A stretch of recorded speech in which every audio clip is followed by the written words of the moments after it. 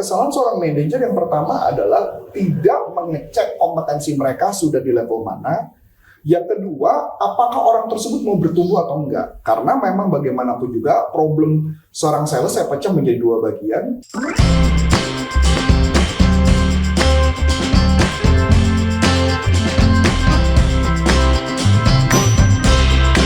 Coach, mau curhat sales dong, Coach. Ya, gimana? Nih, Coach. Biasanya itu tim sales itu kan bergantung sama leadernya nih, ya kan? Nah, terus ada nggak sih, Coach,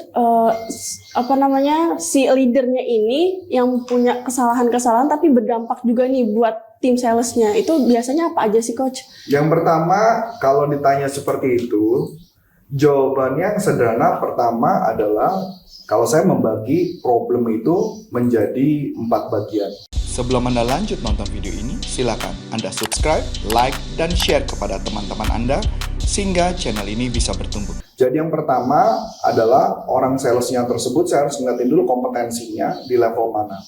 Jadi yang pertama saya ngeliat apakah orang tersebut sudah punya ilmu selling atau belum.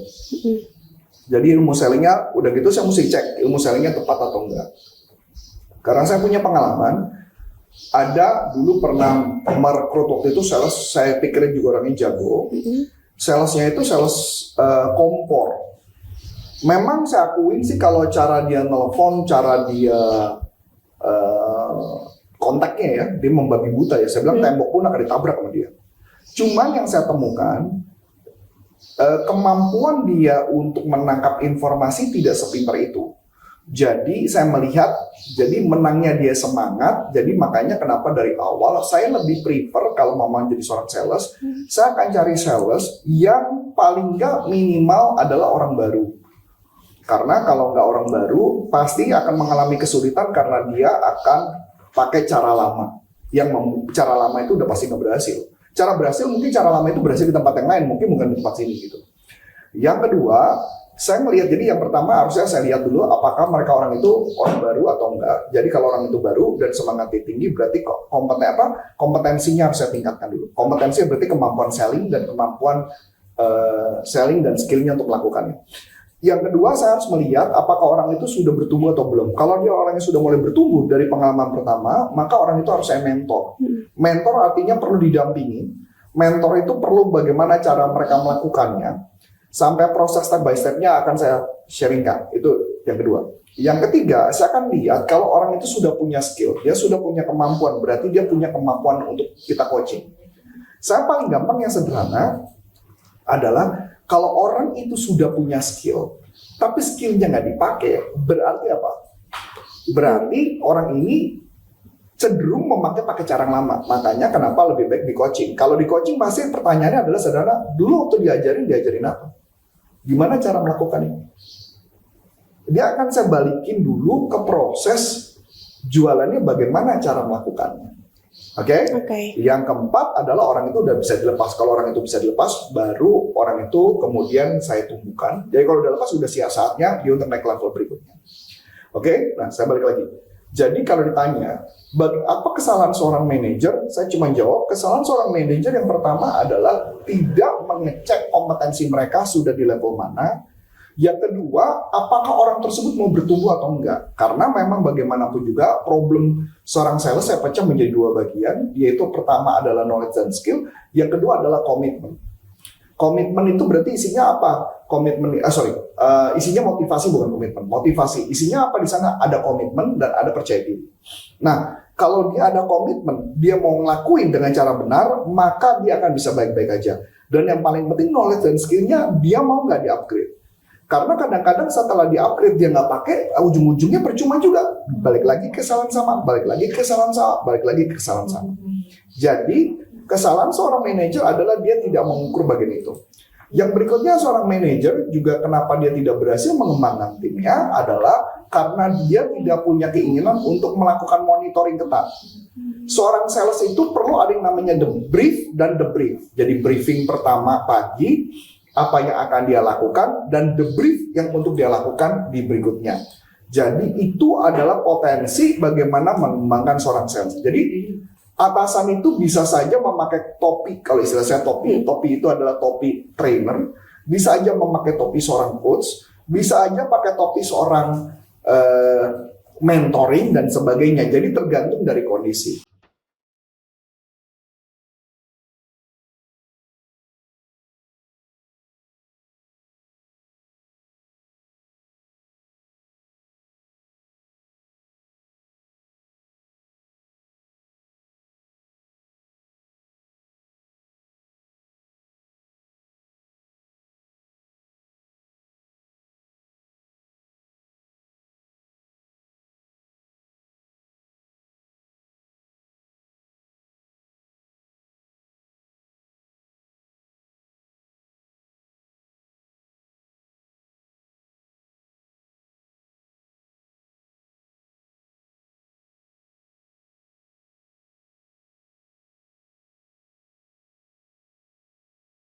Yang paling penting adalah seorang sales adalah bagaimana dibentuk mereka untuk mencapai target yang dia inginkan. Nah, jadi karena dari awal beberapa proses sales kadang-kadang suka gagal karena udah tau lah di konotasi di luar sana sales itu banyak tukang bohong.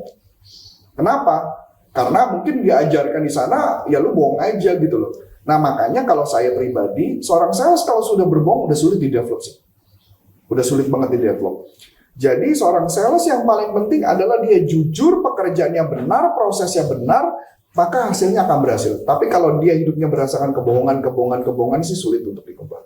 Jadi makanya seorang manajer itu hanya memilah-milah mana orang yang kerjanya bagus, mana yang enggak, itu harus dikelirkan dari awal.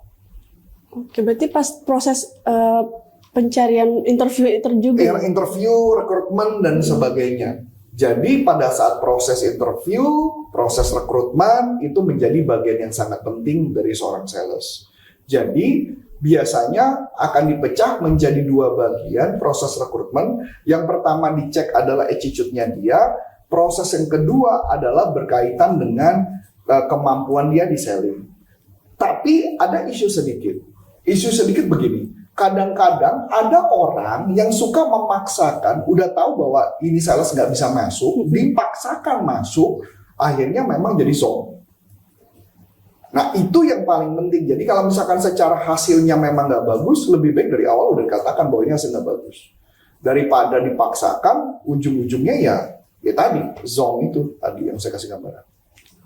Oke.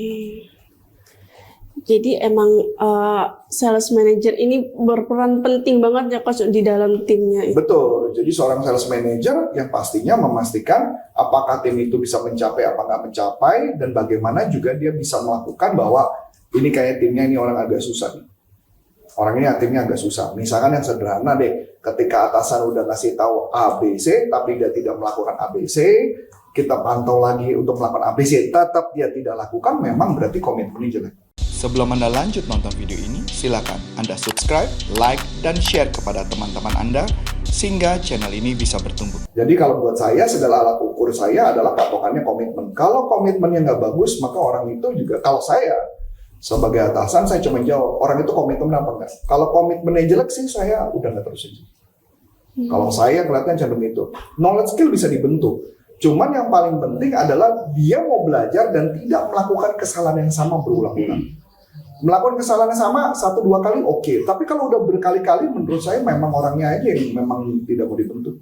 Karena memang pada dasarnya orang tersebut mau nggak kompetensinya untuk bertumbuh, mau nggak mencoba ilmunya. Yang jadi tantangan adalah ketika sudah belajar, dia mau nerapin nggak? Kalau dia nggak nerapin juga nggak bisa juga. Itu udah pasti nggak bisa. Oh iya nih Coach, tadi kan kita udah belajar tentang sales manager nih. Nah, ada banyak nih yang nanya-nanya ke aku, sering banget ditolak. Itu gimana sih Coach caranya? Nah kebetulan kita mau ngasih ebook gratis.